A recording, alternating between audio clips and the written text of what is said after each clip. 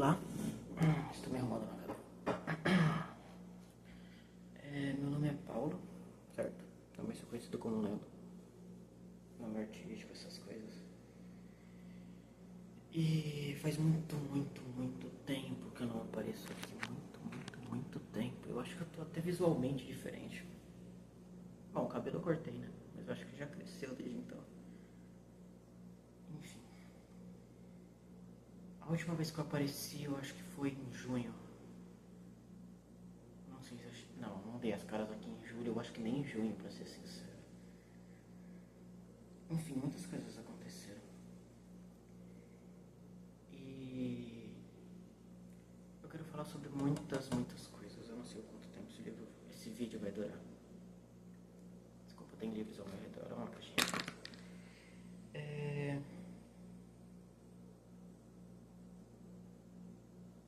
Primeiro eu quero trazer uma frase, certo?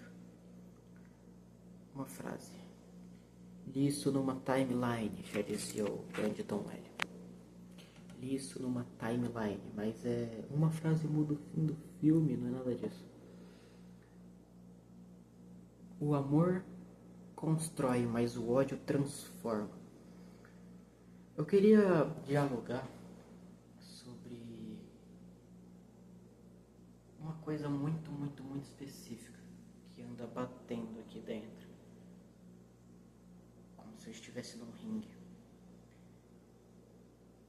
Há dois sentimentos que me afrontam diariamente, certo? Dois sentimentos que andam me destroçando, digamos assim.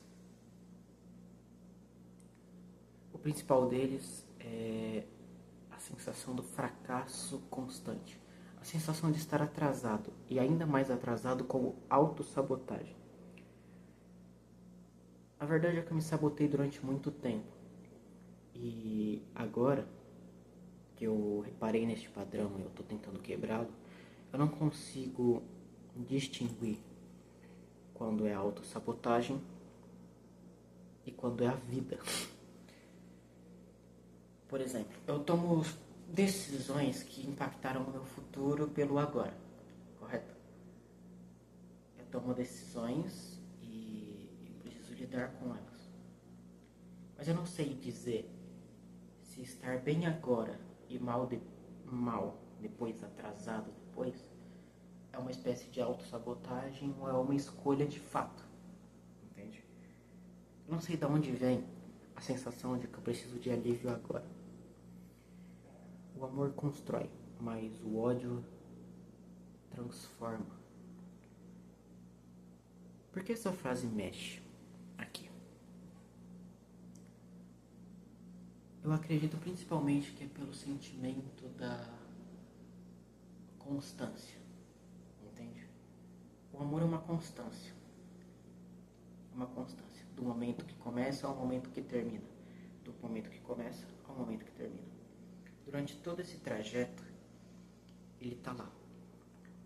E a gente sabe que ele vai estar lá. Assim como o Emicida disse no podcast sobre o fator mãe na vida dele, como é perder uma mãe. Perder uma mãe é como perder o céu. Eu acredito que mãe é um exemplo claro e óbvio.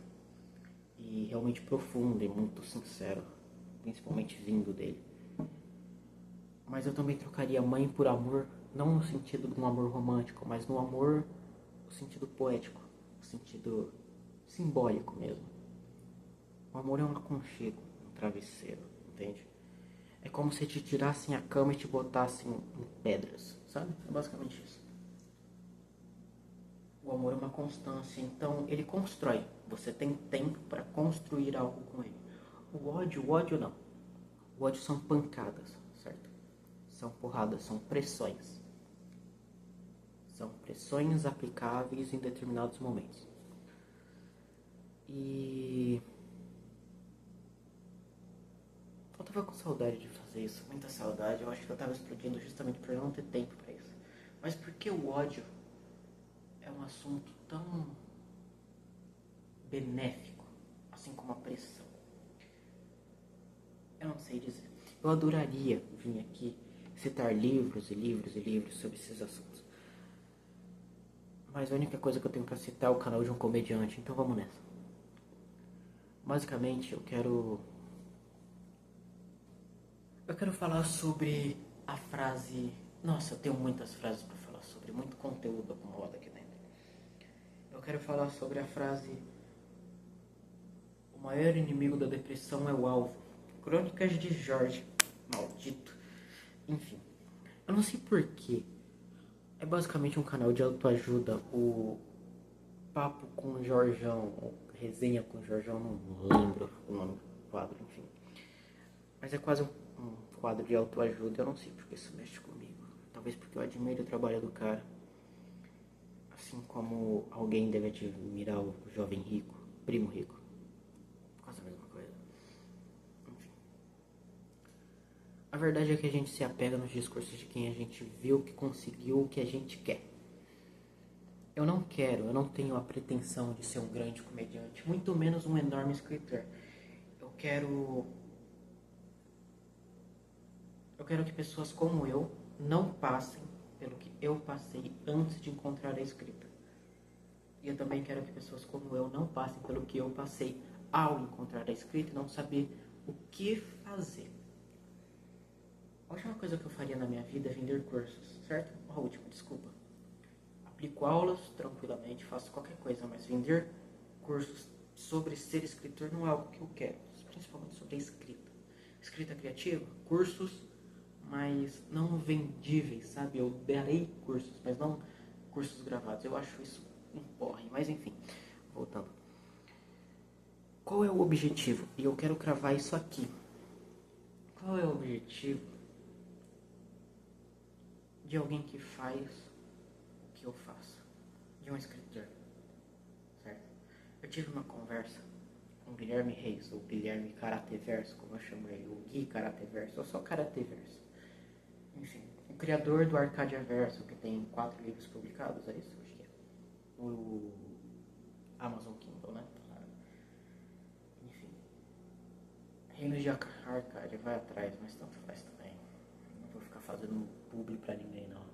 Mas vai lá, o cara escreve bem, legal. Completamente diferente do que eu escrevo. Enfim. O que eu quero? Entende? Qual é o objetivo de um escritor? De alguém que vem do nada e se apega à escrita, se apega a uma forma de arte. Qual é o objetivo de alguém que faz isso? Guilherme Reis me disse que escreve sem a pretensão de que alguém irá ler. Escreve para si agradar, para entreter a si mesmo. É um hobby, de fato, um hobby que após passar toda a fase ele publica. É como isso aqui para mim, melhor dizendo. Eu não estou dizendo que ele não leva a sério, eu estou dizendo que ele não tem grandes planos com isso.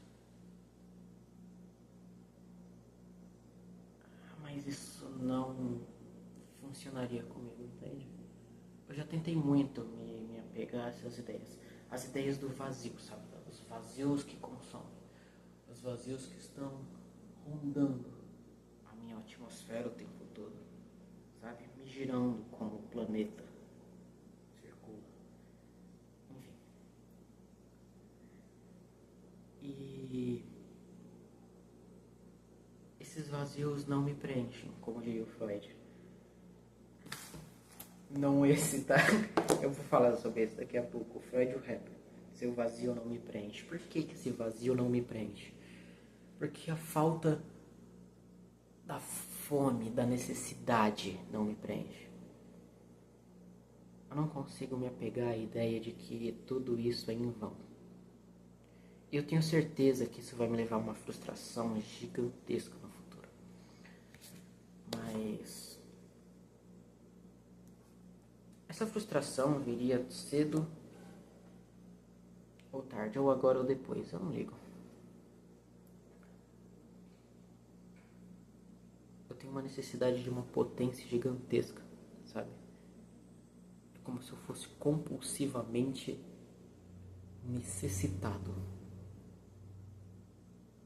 E eu não sei se isso faz muito sentido, mas enfim. O meu objetivo, e que eu não falei muito sobre isso com ninguém, apenas com a Clara, minha amada, é que o meu principal foco com a escrita é me tornar um escritor geracional do romance policial, da escrita policial. E eu acho isso muito, muito engraçado. Enfim, tive que pausar, voltei. Por que eu acho isso muito engraçado? Porque vamos citar qualquer grandes escritores policiais. Não vou citar nenhum no caso, mas sei lá. Todos eles possuem um conhecimento muito específico de uma área que os ajuda a escrever romances policiais, correto? Todos eles. Não sei se todos eles, mas a grande parte. Eu olhei aqui a Agatha Christie, eu acho que não tem muito um repertório gigantesco, tipo, um conhecimento, uma área de estudo específica muito grande. Ela só era muito foda com venenos, eu não sei explicar, mas enfim. Mas grande parte das grandes franquias, digamos assim, policiais, séries policiais, sagas policiais, partem de alguém que tem algum background que os ajude nisso. Seja medicina, seja trabalho em campo, qualquer coisa do tipo. Experiência, guerras, essas coisas, sabe? Essas porra fodida aí. E eu sou o quê? Eu sou um carinha de São Paulo, sabe? São Paulo. Um moleque classe média baixa. Ou classe baixa, não sei. Eu sou fudido, digamos assim, é a palavra, né? Fudido. E que encontrou no romance policial uma forma de contar histórias quase fantasiosas e explorar temas que não sabe exatamente como. Porque eu não escrevo mistérios especificamente. A grande graça dos meus livros não são quem matou, pelo menos a maioria, e sim que porra tá acontecendo aqui, sabe? Por que essa merda que não tem explicação nenhuma está acontecendo? E não no sentido do mistério da morte, mas no mistério da ficção. É o impossível. E não é o impossível que no final tem uma explicação plausível. É o impossível pelo impossível. E eu gosto disso. Só um minuto.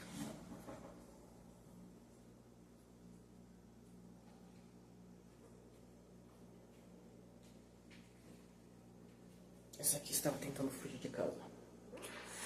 Eita! Tá bravo. Vai lá, fugir, vai. Enfim. Eu tenho uma fome gigantesca, uma necessidade de... Eu não sei se a palavra é explodir, mas é uma necessidade de contagiar. De contágio. De ser espalhado por aí. Entende? E eu queria ler um trechinho de uma coisa que contrasta muito.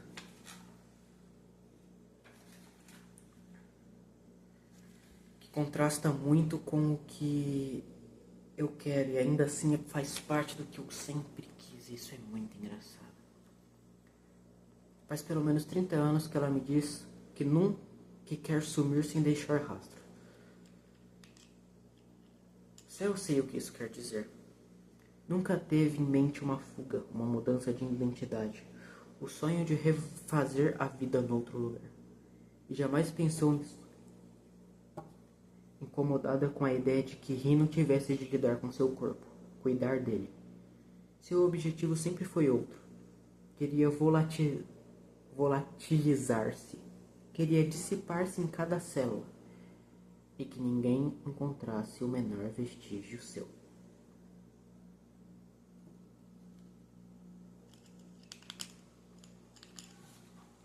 Eu comecei a ler esse livro, Amiga Genial, provavelmente vai estar ao contrário para vocês, mas Helena Ferrante, quando eu viajei. Eu comprei ele durante a viagem, pra, enfim, grandes histórias.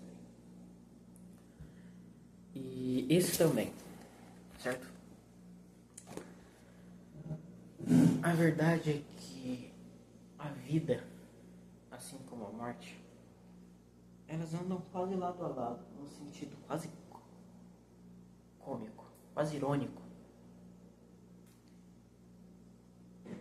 O amor constrói, a morte transforma. Não era essa a frase, mas funciona também. O amor constrói, o ódio transforma. Eu não consigo, eu sempre penso se o amor e o ódio são opostos, antônimos, antagonistas. Eu acho que não. Porque se você parar pra pensar, o ódio é ferramenta de mudança, o amor de estabilidade, correto? Ou seja, contrários. O ódio é explosivo, o amor calmo. O ódio é em picos, o amor em constância. Mas eu ainda acredito que sejam a mesma coisa. Não contrários, mas a mesma coisa em formatos e expressados de formas diferentes, mas intrinsecamente o mesmo sentimento.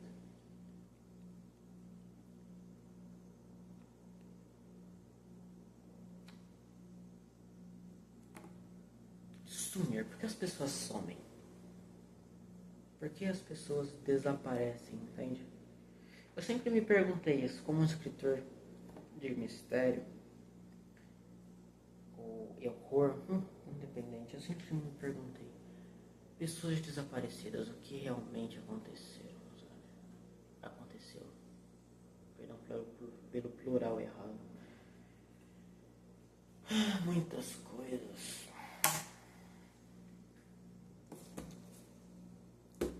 Eu sempre tive interesse. É Freud, 100 minutos com Freud é muito engraçado, né? Que o primeiro livro sobre psicanálise que eu tenho físico seja um livro, sabe? É muito engraçado, eu acho realmente engraçado. É um livro gostosinho de ler? É de 100 minutos pra ler? Não sei, não cronometrei. Mas você pode ver que eu li esse livro como o diabo lê a Bíblia. Viu? Procurando cada mísero detalhe para eu me apegar nele com a maior vontade que eu tinha. E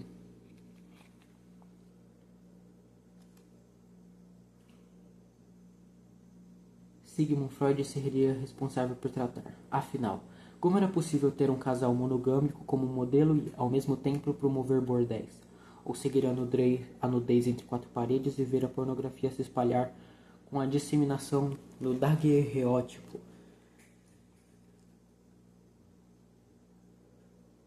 Que é justamente o primeiro processo fotográfico. Não é muito engraçado que a primeira pornografia se espalhou em placas de cobre. Desculpa, isso aí é incrível. Enfim, então. Escritor geracional, amor e ódio, morte e vida. Eu li uma reportagem que eu também queria comentar aqui. O quão real isso é? Eu diria que pouco real, mas não 100%. Empresas de IA estão comprando livros, os digitalizando e depois os destruindo. Isso é real? Eu acho que não, sabia? Eu acho que é só a gente querendo ficar ainda mais puto com IA, mas também se for, mano, que novidade do caralho, né? Vamos ser sinceros.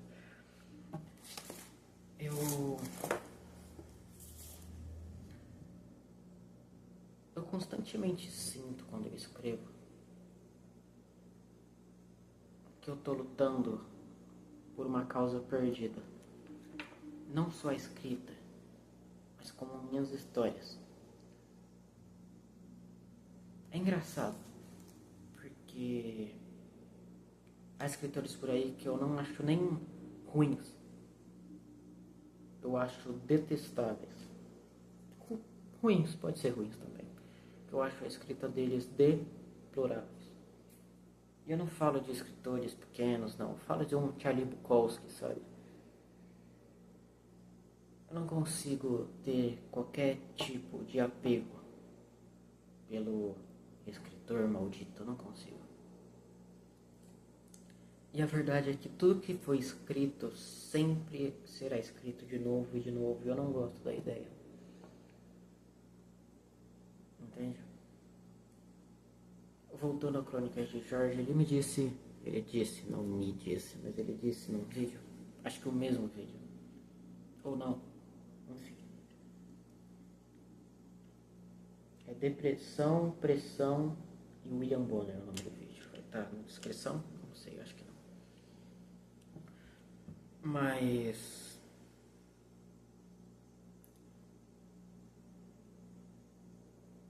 quando você quer chegar num ponto muito específico, você tem que passar a sua vida inteira tomando decisões no macro ou no micro para chegar cada vez mais perto. Sempre que uma decisão chegar a você, você precisa conciliar o pensamento e entender se aceitar ou não, se abaixar a cabeça ou levantá-la te faz dar um passo para frente ou um passo para trás em direção ao seu sonho.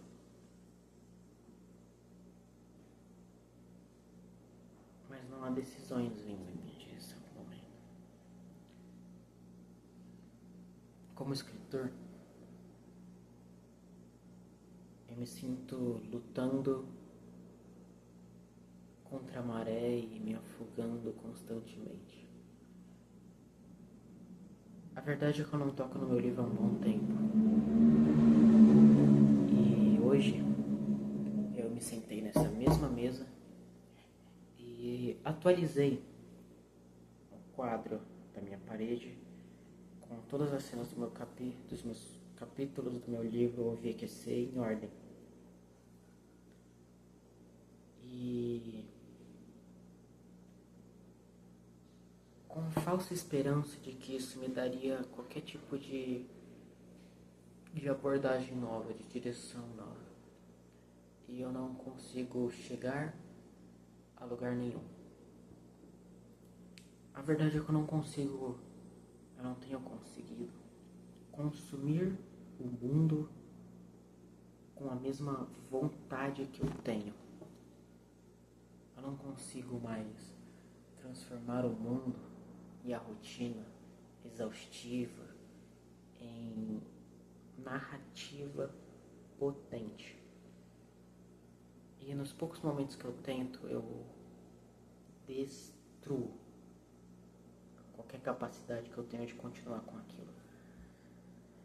Eu tenho tido mais medo de errar na frente do teclado do que fora dele.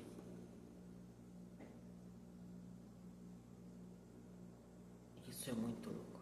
Eu tenho tido mais medo de me decepcionar perante a minha arte do que decepcionar os outros perante a mim, entende? Sobre mim. Eu acredito, e não sei com toda a certeza do mundo, mas Nietzsche, olha o esquisitão, Nietzsche, se eu não me engano, ele dizia alguma coisa sobre o ressentimento do artista que não produz e que a energia criativa se acumula e sai como explosões de morte, sabe? Citando o Barbudo Cantarem Mães. Eu sei que não tem nada a ver com isso,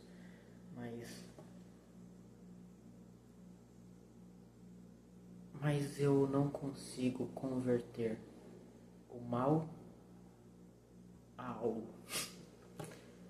Todo o caos que chega em mim, eu não tenho extravasado. Eu não tenho tido tempo para escrever a vida. Eu tenho me posto em segundo plano e posto a minha arte em terceiro, quarto plano. Houve um momento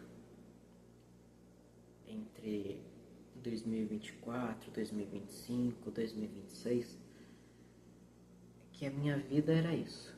Era livro, livro e era livro. E era escrita. E eu consumia minha literatura com uma fome tão grande, mas tão pouca confiança, que eu escrevia compulsivamente, detestava tudo e largava. Agora, eu sei que eu tenho competência, eu sei que eu tenho qualidade baixa, talvez, mas ainda é qualidade. É algo que dá para ser lido e se satisfazer. Eu tenho plena noção disso. Tá, minha mãe acordando com o despertador.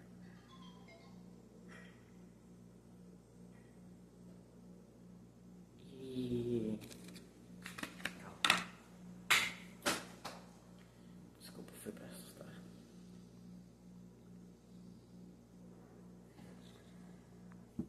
Enfim. Eu já nem lembro mais o que eu tava falando. Ai, meu Deus, enfim. Eu não consigo lembrar. Só um minuto. Pronto. Eu odeio ter cortes. Eu odeio ter pausas, enfim. A escrita me vinha quase como um bônus à vida. Dava graça a ela. Quando eu soube que eu tinha competência, eu comecei a me cobrar pela competência. Entende? Comecei a me cobrar a escrever num nível cada vez melhor. E toda vez que eu escrevia algo que eu imaginava ser pior do que da última vez, eu parava. E eu tenho estado parado.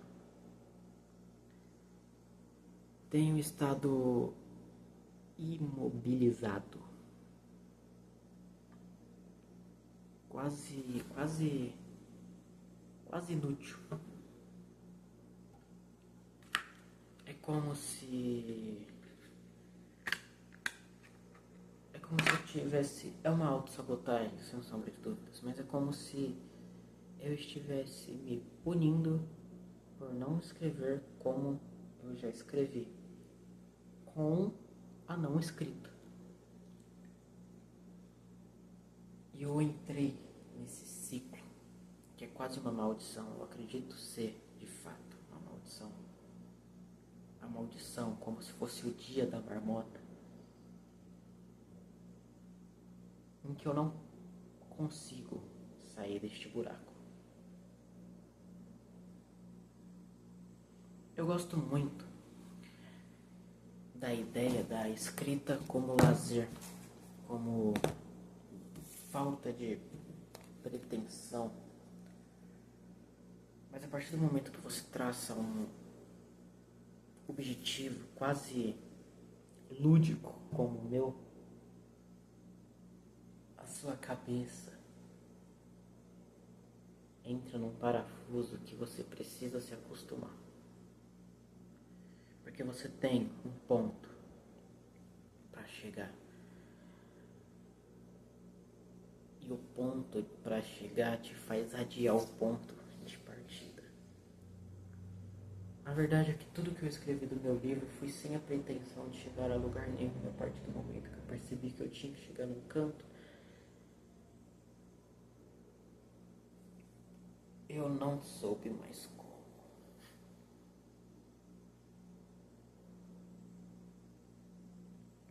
O amor constrói, o ódio transforma.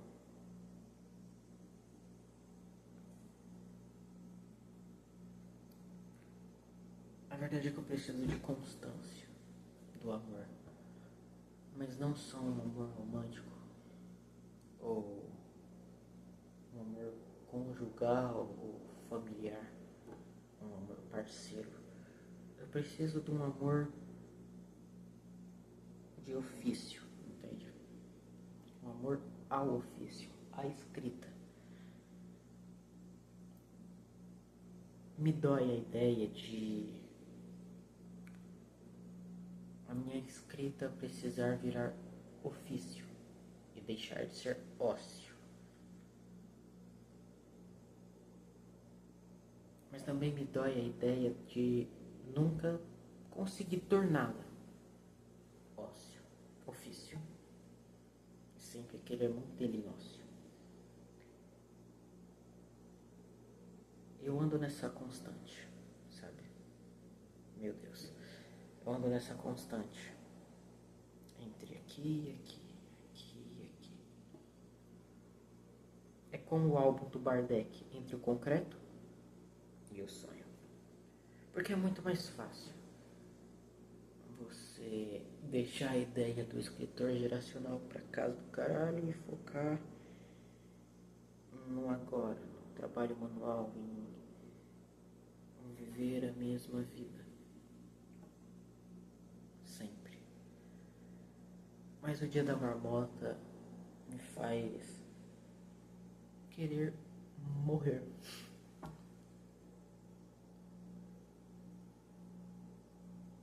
O amor e o ódio.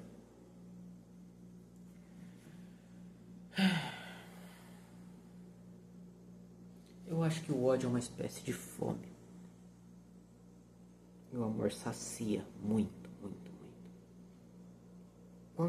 Quantos artistas a gente já viu com ódio do mundo e que após encontrar o amor, seja nas suas mais diversas formas, o amor pela conquista, pelo consumo, ou o amor pelo amor romântico, natural, o amor pelo físico,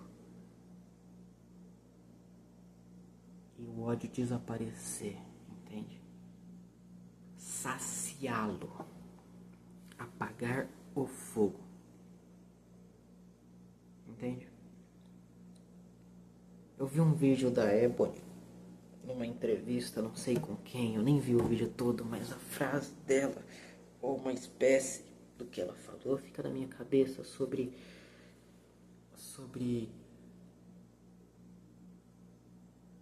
o fogo, o ódio, que quando o ressentimento artístico, podemos dizer assim, o fogo quando não é botado pra fora, o ressentimento quando não é botado pra fora,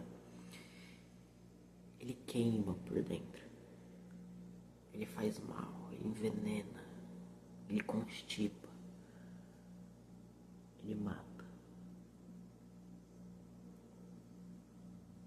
Um paralelo, Vitor Jorge, do Crônicas de Jorge, que pelo visto é o cara que fala as coisas e entra aqui de alguma forma, também deu o exemplo do vô dele, que trabalhou a vida inteira e quando estava bem financeiramente se aposentou. Em 2 anos faleceu, sabe, por Alzheimer. Se fodeu, porque parou, porque se acomodou, porque sumiu a fome. Não tinha mais ódio, não tinha mais chama. O que é o ser humano senão uma necessidade de mudança compulsória? Uma busca pelo insaciável, pela satisfação do insatisfeito ou do insaciável. Insatisfazível, eu já nem sei mais. A gente tenta o tempo todo curar ou apagar o fogo e o fogo não se apaga. O que é o ser humano sem um propósito? Podemos dizer assim. Mas o que é o ser humano com um propósito e sem um caminho traçado? A verdade é que quando eu criei isso aqui, quando eu comecei com esse projeto de vídeos longos aqui, com a necessidade de pensamentos flutuantes, eu tinha um objetivo que era me manter focado no que eu estava fazendo. A escrita. Meu Deus, um alarme do... Então, nessa corrida de gato e rato, sem muita pretensão de queijo. Caralho, que metáfora horrível.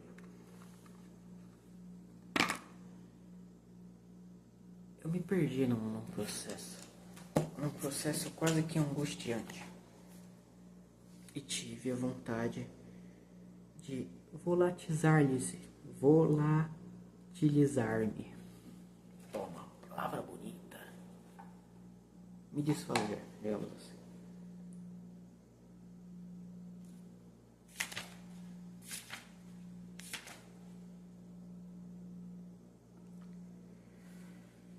E eu tenho outra frase que eu quero compartilhar.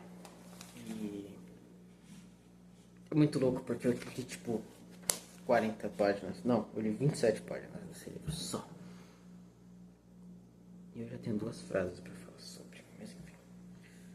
E essa frase é: quando se está no mundo há pouco tempo, é difícil entender que desastres estão na origem do nosso sentimento de desastre. Talvez nem se sinta a necessidade de compreender.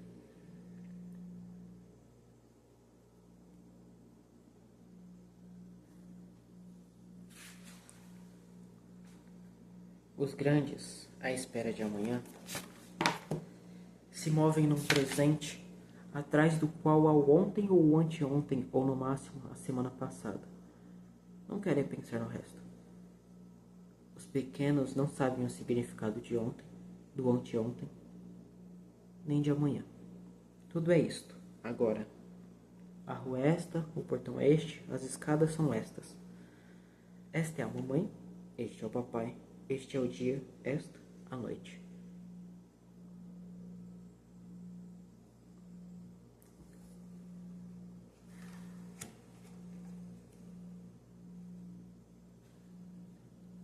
E outra.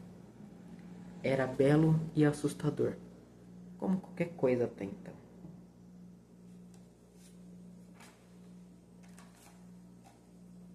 Eu tenho pensado muito sobre a infância. Sobre o meu eu mais novo. Eu tenho pensado muito sobre aquela nostalgia tão a nostalgia de uma ilusão de pureza, sabe?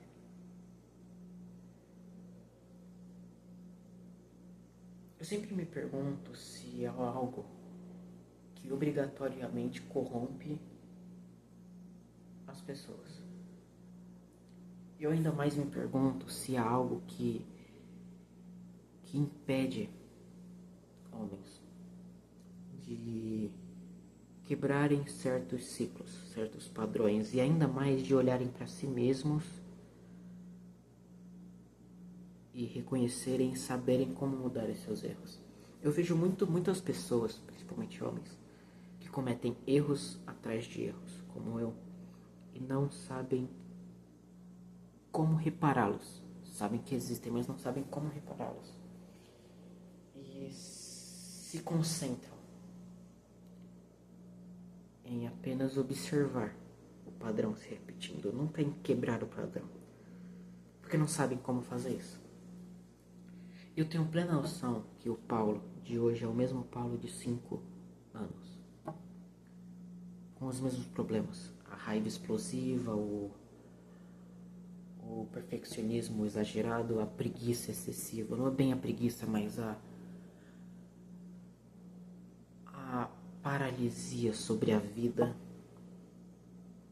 e nunca seguindo a necessidade de mudança de outro, mas nunca entendendo como mudar a si em 90% dos casos. E a satisfação com pequenas mudanças de si mesmo, entende?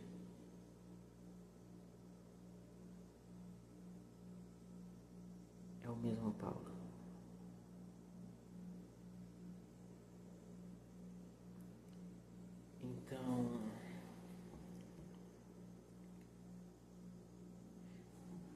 Então eu queria muito entender como que consegue, sabe? A infância. realmente a melhor fase,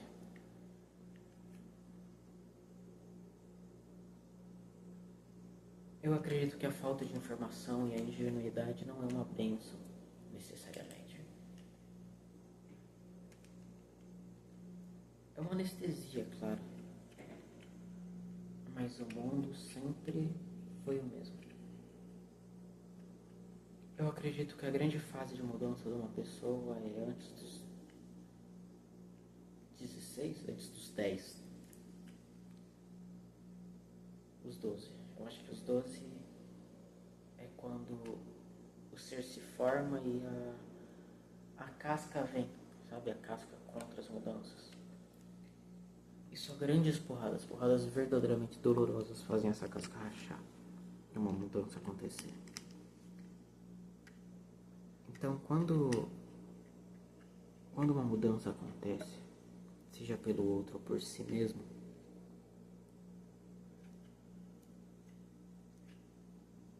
é porque algo rachou essa casca. Talvez a coisa que sentimos saudade da mudança da infância é justamente a nossa sensação de mutação. Depois nos tornamos imutáveis, paralisados no tempo. O dia da marmota. A vida é igual depois que você cresce.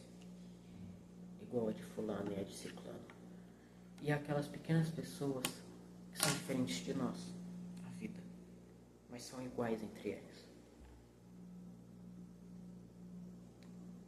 Eu não acho que há realmente uma ruptura dessa ideia, da ideia da repetição. Não há felicidade constante, não há lazer suficiente, não há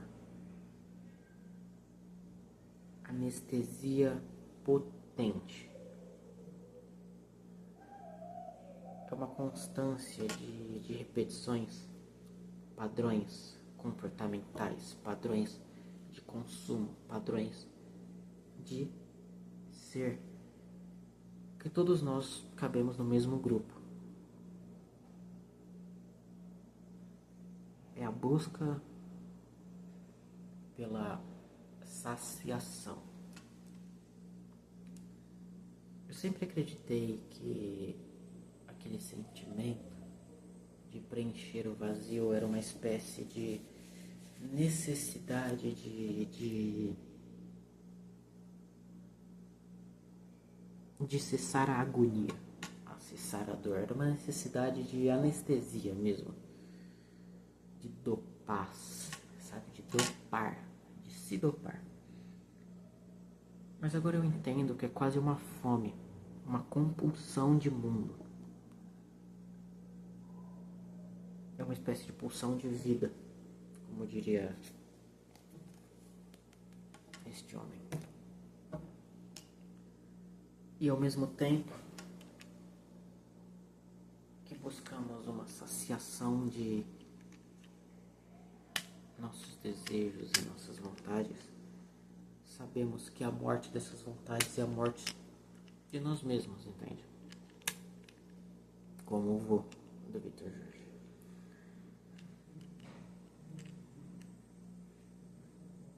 E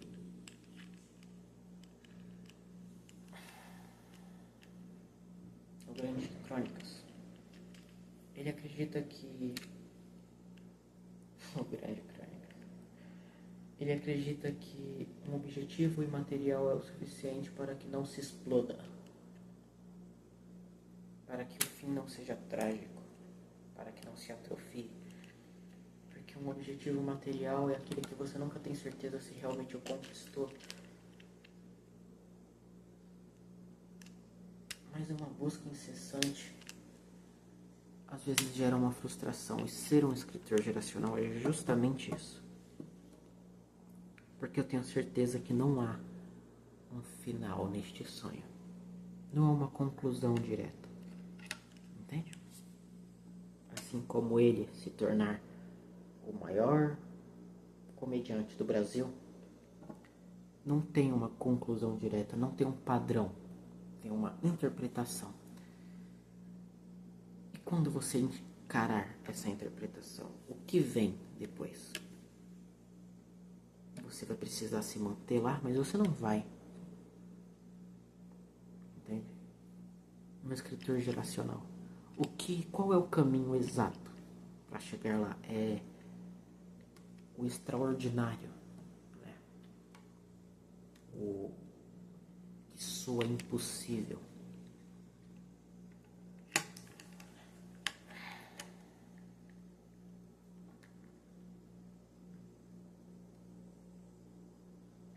Eu acredito que o amor e o ódio são a mesma coisa. E a frustração é o oposto. Os dois estão construindo, ainda que de formas diferentes, de forças e potências diferentes. O amor e o ódio constroem de potências diferentes, de maneiras diferentes. Um é lentamente, o outro é na força. Um é na calmaria. O outro é compulsivamente, obsessivamente. E a frustração é a paralisação. É o chiado. Mas não um chiado de mar, é um chiado de silêncio. É o silêncio absoluto.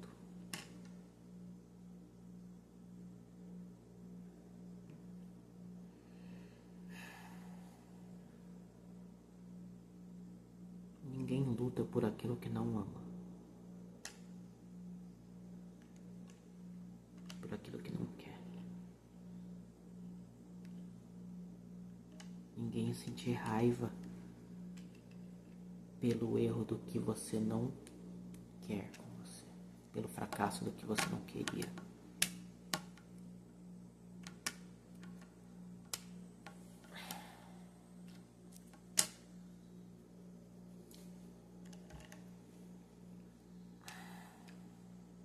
As pessoas são intrinsecamente as mesmas desde o começo. E pequenas mudanças acontecem. E eu acho que isso é verdadeiramente uma nova interpretação do meu último livro. Mudanças acontecem de dentro e de fora.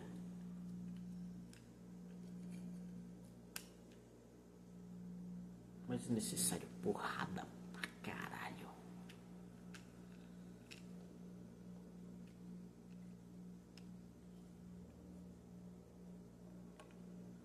Eu acredito que a minha escrita é realmente boa. Eu acredito que a minha arte é realmente decente e equivalente ao que falam, pensam e acham. Ainda assim, é pouco. Realmente pouco. Quase nada.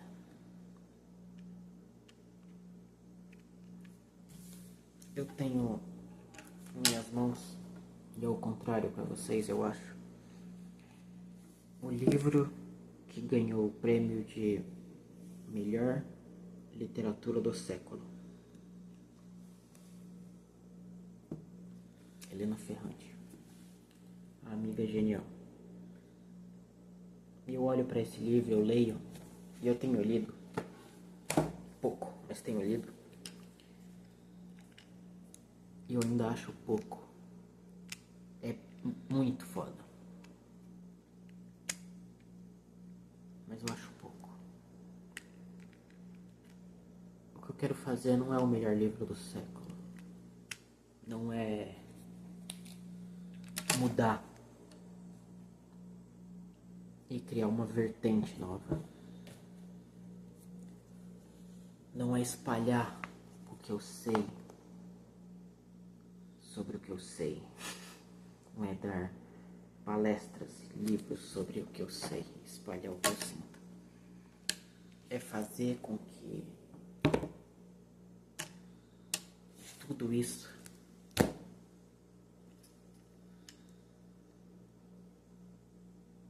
tenha um novo olhar. Eu quero que isso aqui seja só um passo meu, entende? Só um deles. Eu quero que isso, e isso seja quase uma mensagem de que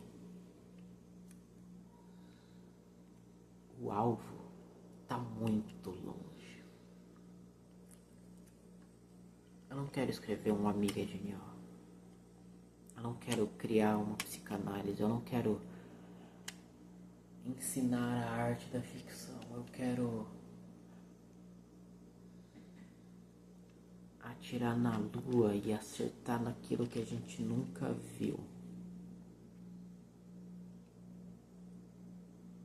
É uma fome muito mais do que escritor geracional, embora seja o foco.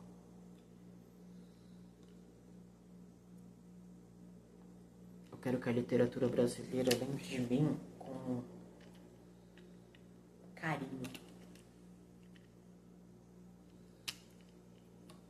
Quero que a minha escrita faça com que o Brasil seja escrita. Eu não quero trazer o viés intelectual pra cá. Eu quero trazer um entretenimento coeso e verdadeiramente profundo. Eu quero trazer uma escrita de duas faces, ambas verdadeiramente perfeitas. E eu tenho plena certeza de que isso não vai acontecer. Mas pouco me importa. A verdade é que não importa o amor, o ódio, a frustração. São peças que vão seguindo e eu vou colhendo. O amor, o ódio me trazem uma paz gigantesca, por mais contraditório. A frustração me traz uma dor quase corrosiva. E ainda que eu esteja parado aqui às 5 horas da manhã falando com uma câmera sobre não conseguir dar o próximo passo, por não ter noção de como, eu sei que eu vou dar. Eu sei que o meu primeiro livro vai ser um desastre, eu sei, eu tenho plena noção. Eu sei que marketing vai ser o maior problema da minha vida e que eu vou lançar o meu primeiro livro e vou me sentir o pior do mundo. E vou sentir que isso aqui nunca vai acontecer comigo.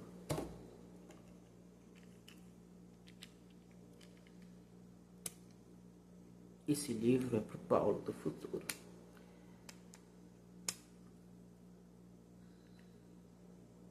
Essa fome tá aí. Sempre vai estar. Porque você vai se sentir no banco durante muito tempo. Assim como todo mundo se sentiu. Mas você vai sair dele. Você vai sair do banco. E você vai buscar o gol da Copa. Você vai ser o primeiro e o último a sair nesse gênero.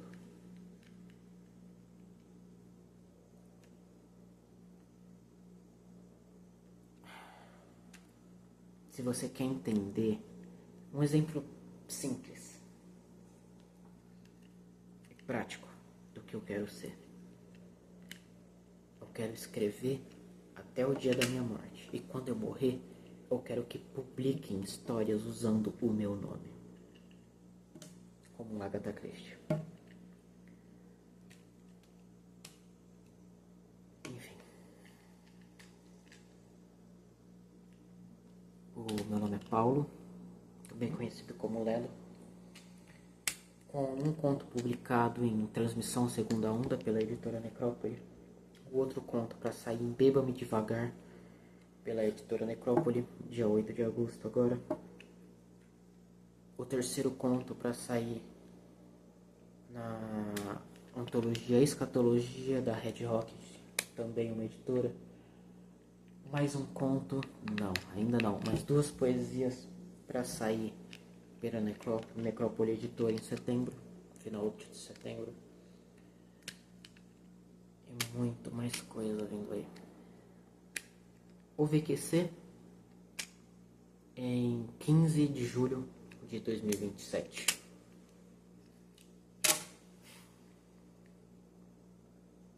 Independente de como e do que eu tenha que fazer. É um prazer. O VQC, o SV, as coisas estão acontecendo. Esse caminhão está saindo. E eu acho que isso aqui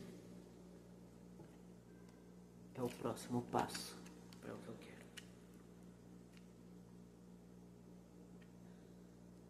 E vai ser muito engraçado que um cara chamado Lelo H vai fazer essa porra mudar, mas vai ser muito foda.